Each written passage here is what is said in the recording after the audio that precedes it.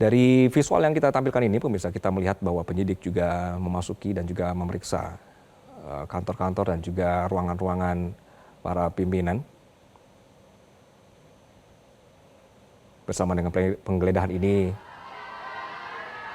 kita juga melihat, pemirsa, visual saat ini.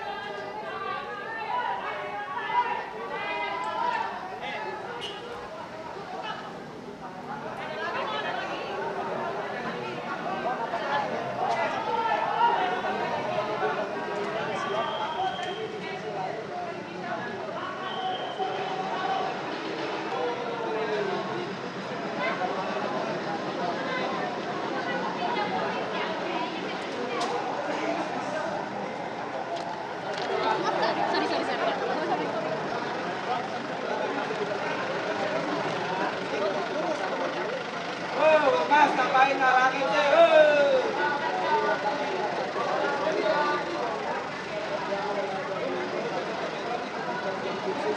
Apa tadi tuh yang ngalangin tuh?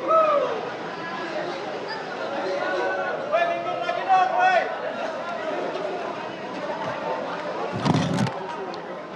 Yang kiri, kiri, woi. Woi, mundur, woi, udah, woi, jangan lagi, woi.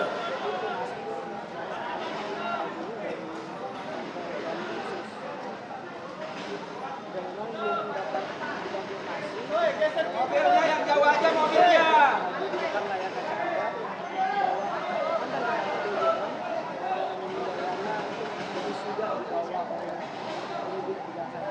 Nah, situ aja mobilnya yang jauh.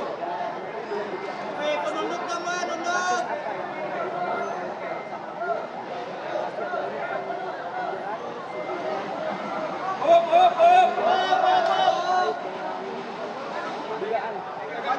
Maju, maju. Woi, depan ke kiri dong. Oh, Mas, jangan ngalangin, oh, Mas. Geser.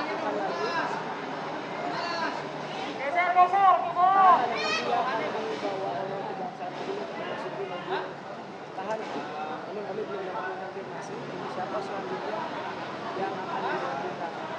Dan informasi bahwa tidak hanya Dadan Hindayana begitu yang sebelumnya di reshuffle atau Sugianto pada Selasa malam, dapat dua orang lainnya yang pertama adalah wakil kepala BBN Ludwig Kusung dan juga wakil kepala BBN lainnya Sony Sanjaya juga diganti oleh Presiden Prabowo Subianto, diganti oleh Majen TNI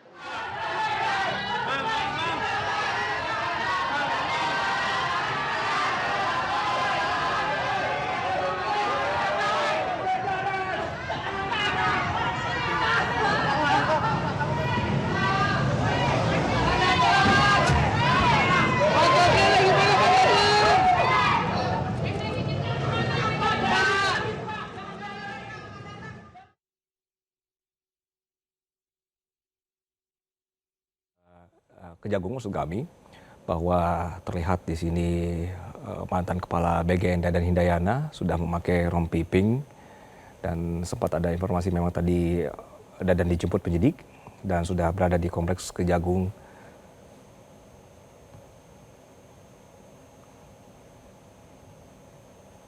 Pergerakan penyidik ini terjadi hanya sehari, pemirsa, setelah Presiden Prabowo Subianto mencopot Dadan beserta dua wakilnya berdasarkan hasil evaluasi terhadap pelaksanaan program dan tata kelola lembaga tersebut. Pada saat yang sama, penyidik Pitsus juga menggeledah kantor BGN di Jakarta. Kita melihat tadi selain Dadan Hindayana juga sudah ada Ludwig Kusung. Kita saksikan situasi terkini, pemirsa.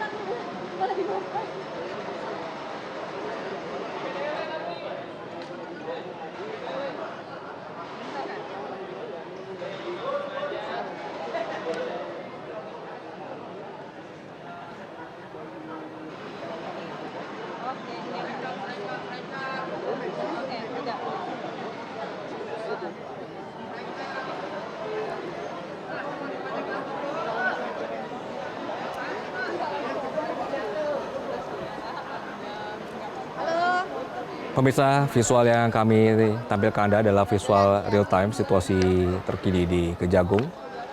Sebelah kiri layar Anda adalah visual pada saat penggeledahan dan juga penjemputan Kepala BGN Dadan Hindayana, dan sebelah kanannya adalah pada proses penjemputan dan juga proses pemindahan dari Dadan.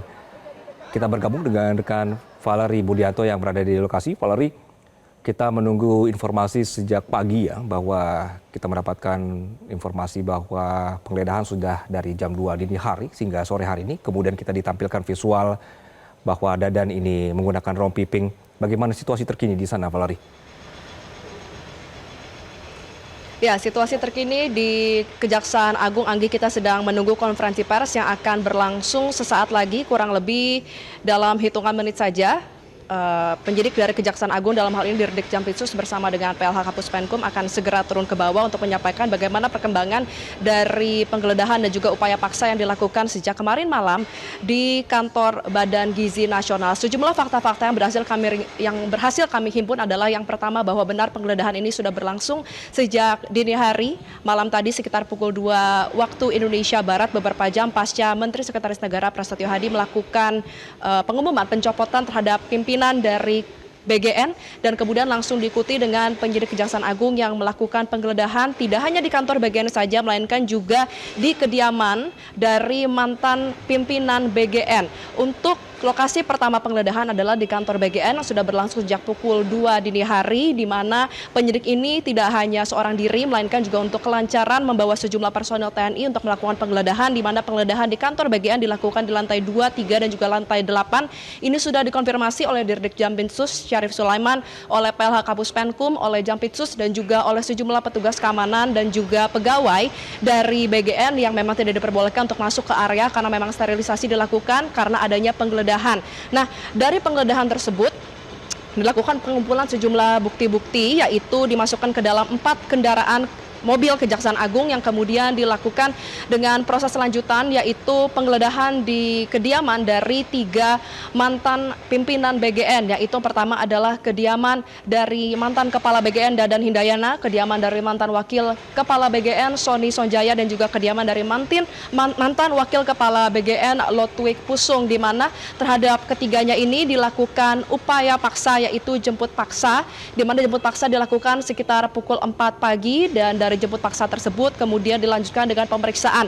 Adapun tidak hanya 3 orang saja, Anggi dan juga pemirsa, yang dilakukan upaya jemput paksa, dilakukan juga jemput paksa terhadap 1 pihak swasta. Jadi total ada 4 orang yang dilakukan upaya paksa dan juga pemeriksaan hari ini di Gedung Kejaksaan Agung sejak dini hari tadi. 1 orang tadi adalah pihak swasta. Pemirsa, untuk pihak swasta masih kami terus cari siapa pihaknya, karena memang pihak dari Kejaksaan Agung sempat menemui kendala ketika ingin melakukan pemanggilan dan juga penangkapan terhadap 1 pihak swasta ini. Namun terkait dengan 3 dari pimpinan BGN, mantan pimpinan BGN, seluruhnya sudah dilakukan pemeriksaan yang sudah berlangsung hingga sore hari nanti. Tentunya kalau konferensi pers ini sudah dilakukan, kita bisa sama-sama nantikan apakah yang menjadi keputusan dari Kejaksaan Agung ke depan. Apakah ingin menetapkan para mantan kepala dan juga wakil kepala pimpinan BGN ini menjadi tersangka atau tidak. Tapi satu hal yang pasti, artinya sudah melalui suatu prosedur, yaitu pemeriksaan yang telah dilakukan secara intensif. Nah, terkait dengan pemeriksaan, pemirsa, sudah dilakukan sejak pagi hari tadi di pukul 4 dini hari hingga sore hari nanti, di mana pemeriksaan dilakukan di ruangan yang terpisah. Mengapa pemeriksaan dilakukan secara individu dan juga terpisah? Agar memang penyidik ini bisa melakukan cross-check fakta yang lebih mendalam terkait dengan dugaan rasuah yang dilakukan oleh 3 sosok yang hari ini dilakukan pemeriksaan dalam kapasitasnya sebagai saksi, dan tentunya juga dilakukan pencocokan dengan sejumlah bukti-bukti yang berhasil ditemukan dari hasil penggeledahan yang dilakukan sejak dini hari tadi hingga saat ini. Nah, tentu yang menjadi pertanyaan utama yang perlu dijawab oleh Kejaksaan Agung dalam konferensi pers yang akan segera berlangsung sesaat lagi. Yang pertama adalah mengapa Kejaksaan Agung ini sampai melakukan upaya paksa? Karena pemirsa, kalau misal kita lihat dalam Kitab Undang-Undang Hukum Acara Pidana, upaya paksa ini merupakan langkah terakhir yang bisa dilakukan oleh penyidik sebelum melakukan tindakan tersebut. Dalam hal ini, untuk upaya paksa harus diawali dengan pemanggilan terlebih dahulu, yaitu ada pemanggilan pertama yang harus dilakukan. Apabila memang pemanggilan pertama tidak diindahkan, maka harus ada langkah lanjutan, yaitu pemanggilan kedua yang kembali dilayangkan, dalam hal ini dengan petugas atau penyidik dari Kejagung yang melakukan surat pemanggilan kedua, mengirimkan kepada pihak-pihak yang akan dilakukan pemanggilan. Dan apabila masih tidak kunjung diindahkan, baru akan diakhiri dengan melakukan upaya paksa. Dalam hal ini adalah jemput paksa. Artinya kita asumsikan bahwa aparat penegak hukum pasti melakukan penegakan hukum sesuai dengan prosedur yang berlaku, maka sejumlah pihak yang hari ini dilakukan upaya paksa, yaitu ada 4 orang, artinya mereka tidak mengindahkan 2 pemanggilan sebelumnya yang telah dilayangkan oleh Kejaksaan Agung. Itu tadi untuk pertanyaan pertama yang perlu dijawab. Kemudian pertanyaan kedua adalah kasus apa yang sebenarnya menjerat 3 mantan kepala dari BGN ini. Sebenarnya kalau kita melihat dari rekam jejak perjalanan kepemimpinan Dadan Hindayana sebagai kepala BGN, ia sudah banyak menuai kontroversi. Ada sejumlah hal kontroversial yang diutarakan secara langsung maupun kebijakan yang diambil, dan salah satunya adalah terkait dengan praktik penipuan berkedok jual beli titik SPPG. Nah, terkait dengan dugaan ini juga sudah dikonfirmasi langsung ya oleh Menteri Sekretaris Negara Prasetyo Hadi kemarin pasca dilakukan konferensi pers pencopotan jabatan mereka, dan juga dinyatakan bahwa saat ini tengah berlangsung audit internal di tubuh BGN dan juga melibatkan pihak lainnya, instansi terkait, dan juga sudah dikonfirmasi oleh KSP Dudung Abdurrahman yang menyatakan bahwa tidak menutup kemungkinan salah satu hal yang menyebabkan adanya pemeriksaan saat ini dan juga pencopotan, mendasari pencopotan adalah karena kasus dugaan penipuan berkedok praktik jual beli titik SPPG. Nah, terkait dengan praktik jual beli titik SPPG ini juga sebenarnya sudah sempat di-mention ya, disebutkan oleh Sony Sonjaya beberapa waktu lalu. Ia menyatakan bahwa memang terkait dengan hal tersebut sudah dilakukan pemeriksaan, monitoring, evaluasi secara berkala, dan bahkan Sony ini menyatakan bahwa ini disebutkan bahwa dilakukan oleh sejumlah pihak yang terorganisir, oleh sejumlah pihak yang memang saling berkait satu sama lain. Tentu ini sama-sama harus kita cari tahu ya, apakah ini berkaitan dengan dilakukannya pencopotan dan juga pemeriksaan terhadap 3 mantan pimpinan BGN di hari ini. Kemudian juga hal lainnya adalah terkait dengan bagaimana bukti-bukti ini bisa menunjukkan bahwa memang ada praktik jual beli titik SPPG. Karena pemirsa, kalau misalnya kita melihat terkait keluhan dugaan praktik jual beli titik SPPG ini tidak hanya dilayangkan kepada Kejaksaan Agung saja. Kita tahu beberapa waktu lalu KPK juga telah menerima laporan dari ICW terkait dengan adanya keluhan bahwa ternyata dugaan jual beli titik SPPG ini telah mengakibatkan adanya kerugian keuangan negara, sehingga memang kita harus sama-sama ikut mengawal kasus ini. Dan juga hal lainnya adalah juga sudah ada 21 laporan kepolisian yang masuk ke tubuh Kejaksaan Agung dan juga aparat penegak hukum lainnya, di mana untuk laporan kepolisian ini disebutkan bahwa mereka ini mengalami kerugian dari praktik jual beli titik SPPG ini hingga mencapai 1,9 miliar rupiah. Itu tadi untuk salah satu kontroversi yang pertama. Sementara untuk kontroversi yang kedua adalah berkaitan dengan maraknya kasus keracunan yang terjadi dalam beberapa waktu ke belakang. Kita tahu sejak akhir 2025 lalu bahkan hingga Mei 2026 saat ini sudah ada 400 sekian kabupaten yang menjadi lokasi dan menjadi pusat titiknya keracunan dari MBG, yaitu makanan yang dikonsumsi oleh penerima manfaat, sehingga ini tentu juga harus ditelusuri apa yang membuat keracunan ini terjadi. Apakah memang kelalaian pada SOP saja, kelalaian pada tata kelola saja, atau memang ada menu-menu yang disiasati. Salah satunya adalah digantikan dengan menu-menu lain, menu-menu alternatif yang lebih murah, dan ternyata ada terindikasi korupsi dalam kasus tersebut. Itu tadi untuk dugaan yang kedua. Sementara untuk dugaan ketiga adalah banyak masyarakat yang mengeluhkan juga penganggaran dan juga pengadaan barang dan jasa dari BGN ini yang dinilai boros anggaran. Jadi ada pernyataan yang menyatakan bahwa terkait dengan pengadaan jasa IO ini yang bisa mencapai miliaran rupiah, ditanyakan itu penggunaannya untuk apa, dan tentu juga ada pengadaan yang lainnya misalnya dari unit motor dan juga pengadaan-pengadaan lainnya yang menjadi dasar, bisa jadi menjadi dasar mengapa akhirnya Kejaksaan Agung memutuskan untuk melakukan penggeledahan dan juga upaya paksa terhadap kepala BGN, mantan pimpinan BGN, yaitu Dadan Hindayana, Sony Sonjaya, dan juga Lotwik Pusung. Tentu kita sama-sama harus menantikan apa yang menjadi dugaan awal dari Kejaksaan Agung. Tentunya ini nanti akan disampaikan secara langsung oleh Dirjen Jampitsus Syarif Sulaiman. Kemudian juga pertanyaan ketiga dan terakhir yang harus dijawab dalam konferensi pers hari ini adalah apa status yang kemudian ditetapkan oleh Kejaksaan Agung terhadap 4 sosok yang hari ini dilakukan penggeledahan dan juga upaya paksa. Apakah mereka akan tetap berstatus sebagai saksi, karena kalau kita melihat rekam jejaknya tidak menutup kemungkinan juga ketika memang masih belum ditemukan 2 alat bukti yang cukup, maka mereka harus tetap berstatus sebagai saksi. Karena kalau misalnya dalam KUHP dan juga KUHAP syarat dari kecukupan alat bukti penetapan tersangka adalah kecukupan alat bukti, yaitu minimal 2 alat bukti, sehingga ini juga tentunya harus dipenuhi. Kemudian hal kedua yang juga harus dipenuhi adalah apakah memang ada kesesuaian lainnya. Kita tahu dalam KUHAP yang baru ada penambahan atau perluasan dari barang bukti maupun alat bukti yang bisa diakui di persidangan, yaitu dari sebelumnya ada 5, kini bertambah jadi 8. Ini tentunya harus dipenuhi oleh penyidik, maka penyidik juga sangat berhati-hati. Dan nanti apabila memang penelusuran dari hasil pemeriksaan ini sudah berlangsung dan juga sudah dirampungkan, maka akan bisa diputuskan, Anggi dan juga pemirsa, apakah status dari Dadan Hindayana, Sony Sonjaya, dan juga Lotwi Pusung ini bisa dinaikkan dari sebelumnya saksi atau langsung menjadi tersangka. Kalau misalnya mereka juga tidak langsung ditetapkan sebagai tersangka, maka kita bisa meyakini bahwa dalam hari-hari ke depan akan terus dilakukan pemeriksaan secara intensif, karena biar bagaimanapun juga yang sudah dilakukan bukan lagi pemanggilan biasa, melainkan sudah upaya paksa. Dan bahkan juga Mensesnek menyatakan bahwa pencopotan dari 3 mantan pimpinan BGN ini bukan sembarangan, ini semua sudah berdasarkan hasil evaluasi, hasil monitor yang dilakukan secara intensif, dan akhirnya berujung pada pencopotan jabatan mereka. Pasti ada alasan dan pastinya koordinasi juga terus dilakukan antar lembaga penegak hukum untuk bisa mengusut secara pasti kira-kira apa yang menjadi kasus dugaan korupsi kepada mantan pimpinan BGN dan juga bagaimana status mereka ke depannya. Kita sama-sama nantikan, Anggi, karena konferensi pers akan segera dimulai. Anggi. Baik, Valerie, kami mendapatkan visual eksklusif berkenaan dengan proses penggeledahan dan jemput paksa ini ya. Apakah Anda memiliki informasi berkenaan dengan ruangan yang digunakan pemeriksaan ini atau pada saat penggeledahan ini, bagian dari direktorat atau juga bidang apa atau ruangan apa, dan apa yang dicari di situ sebenarnya? Ya, terkait dengan visual eksklusif yang berhasil kami dapatkan terkait dengan penggeledahan yang dilakukan baik itu di kantor BGN. Untuk di kantor BGN dipastikan itu terjadi di lantai 2, lantai 3, dan juga lantai 8. Spesifiknya masih terus kami cari informasinya, karena memang terkait dengan ruangan tersebut tidak secara menyeluruh lantai 2, 3, dan 8 diperiksa, melainkan juga ada ruangan-ruangan tertentu saja. Namun bisa kami pastikan penggeledahan juga dilakukan secara spesifik di kediaman dari masing-masing mantan pimpinan BGN. Ini artinya di kantor BGN ruangan mereka juga sudah pasti diperiksa, yaitu apakah mereka berada di lantai 2, 3, dan juga lantai 8 di kantor BGN. Nah, kita juga bisa melihat bagaimana proses penjemputan paksa dilakukan dalam visual yang sudah tertera. Ini Dadan Hindayana dijemput ketika subuh beberapa jam berselang setelah pencopotan jabatannya, dan kita tahu bagaimana respon atas pencopotan jabatan. Dadan Hindayana menyatakan ia menerima pencopotan dari Presiden Prabowo Subianto, ini adalah hak prerogatif dari Presiden, dan ia percaya bahwa kepemimpinan dari MBG ke depannya ini bisa berjalan baik dan juga memastikan bahwa program ini bisa terus berjalan dengan baik.